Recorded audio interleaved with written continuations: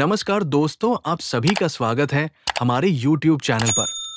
भगवान शिव ने बताए हैं, अच्छे लोग अक्सर दुखी क्यों रहते हैं। दोस्तों, अगर आप भी शिव भक्त हैं, तो कमेंट में हर हर महादेव जरूर लिखें। तो चलिए वीडियो में आगे बढ़ते हैं। हम सभी जानते हैं भगवान शिव बड़े भोले हैं, इसलिए उन्हें भोलेनाथ भी कहा जाता है। इस दुनिया में जैसे अनेक जीव जंतु, पशु पक्षी होते हैं, उसी तरह मनुष्य भी बहुत तरह के होते हैं। आप पूछेंगे कैसे? तो इसका जवाब है, जिस तरह 5 उंगली एक समान नहीं होते, उसी तरह प्रत्येक मनुष्य की इच्छाएं, उसके भाव, उसके गुण भिन्न होते हैं। कोई किसी के दुख में दुखी होता है, तो कोई किसी के दुख में दुखी होता है, तो कोई किसी के दुख में खुशी होता है। अनेक प्रकार के भाव, गुण पाए जाते हैं। जैसे अधिक दयालुता और सरल स्वभाव के लोग दूसरों की भलाई के लिए खुद को तकलीफ में डालते हैं, जिससे वे दुखी हो जाते हैं, क्योंकि वो अपने बारे में नहीं सोचते। कई लोग छलकपट से दूर रहते हैं, लेकिन दुनिया में कई लोग स्वार्थी होते हैं, जो उनकी अच्छाई का गलत फायदा उठा सकते हैं। वे मनुष्य अधिक सहनशील होते हैं, जिससे कई अपमान भी कर देते हैं, और वो कोई जवाब नहीं देता है। अहंकार और स्वार्थ से मुक्त होना, वे लोभ और अहंकार से दूर रहते हैं, जिससे भौतिक सुख सुविधाओं की ओर अधिक आकर्षित नहीं होते और दूसरों की तुलना में संघर्ष ज्यादा करते हैं। उन लोगों के पिछले जन्मों के कर्म भी उनके दुख का कारण हो सकते हैं। भगवान शिव के बताए उपाय के बारे में जानते हैं। रोज सुबह और रात शिवजी का ध्यान करें, नमः शिवाय मंत्र का जाप करें। सोमवार को शिवलिंग पर जल और बेलपत्र चढ़ाएं, इससे मानसिक शांति और सकारात्मक ऊर्जा मिलेगी। सत्य और धर्म के मार्ग पर चलें, लेकिन खुद को कमजोर न बनाएं, अपनी अच्छाई को अपनी कमजोरी न बनने दें। अपनी सीमाएं तय करें, जरूरत से ज्यादा सहनशीलता और दूसरों की हर समस्या का बोझ उठाने से बचें। गुरुवार को पीपल के पेड़ में जल चढ़ाएं, इससे शनि और बृहस्पति दोष कम होते हैं। गरीबों और जरूरतमंदों की मदद करें, इससे आपके जीवन की नकारात्मक ऊर्जा दूर होगी और अच्छे कर्मों का फल मिलेगा।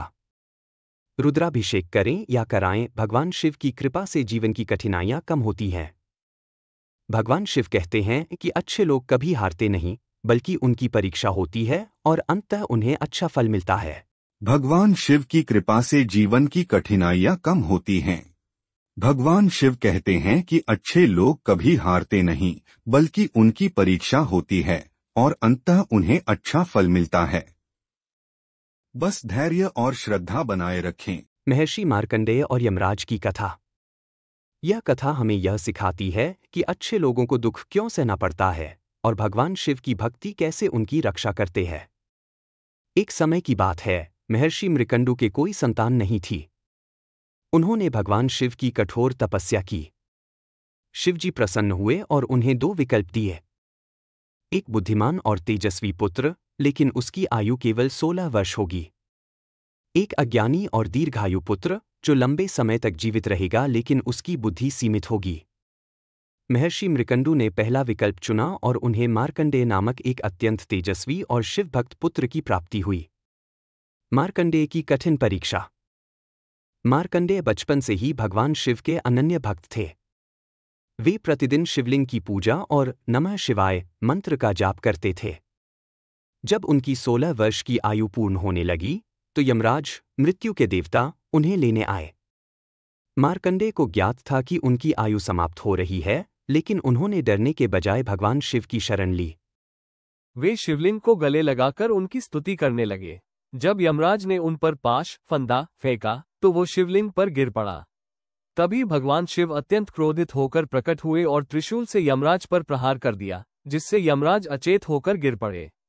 शिवजी ने आदेश दिया कि जब तक उनके भक्त की आयु समाप्त होने का भय रहेगा, तब तक वे यमराज को नहीं छोड़ेंगे। यमराज ने क्षमा मांगी और देवताओं के अनुरोध पर शिवजी ने उन्हें पुनर्जीवित किया।